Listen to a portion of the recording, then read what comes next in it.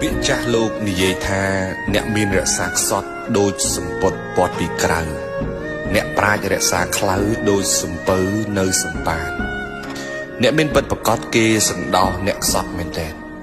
គេមិនប្រមាថមើលងាយមនុស្សដែលខ្សត់ជាងខ្លួននោះទេពេលខ្លះអ្នកក្រគឺជាគ្រឿងលម្អរបស់អ្នកមានដែរអ្នករកស៊ីមិនមែនមានន័យថា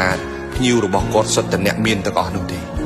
ពេលខ្លះអ្នកក្រខ្សត់ក៏កំពុងតែចាយលុយជាមួយផលិតផលនិងសេវាកម្មរបស់អ្នកមានច្រើនជាងអ្នកមានគ្នាគាត់នឹងក៏មានដែរមនុស្សយើងពេលខ្លះវាអភ័ព្វមែនតើនៅពេលដែលមានលុយចាយមិនខ្វះប៉ុន្តែទៅខ្វះក្តីស្រឡាញ់ពីមនុស្សជុំវិញខ្លួនដោយសារតែខ្លួនឯងនឹងខ្វះមេត្តាយើងមានលុយមានកិត្តិយសធំធេងណាស់សម្រាប់ខ្លួនយើងតែយើងមានមេត្តាជាមួយនឹងអ្នកខ្សត់តែបន្តិចទេយើងនឹងកាន់តែមានតម្លៃខ្ពស់ជាងមុនទៅណាមកណាមានគេគោរពស្រឡាញ់ទៅណាមកណាមានគេចូលចិត្តច្រើនមកពីយើងចេះចែករំលែកមកពីយើងមានក្តីមេត្តាចំពោះមនុស្សទូទៅយើងមានលុយគ្មានហេតុផលណាមួយដែលយើងត្រូវមើលងាយមនុស្សដែលខ្សត់ជាងខ្លួននោះទេលុយយើងគឺជាលុយរបស់យើង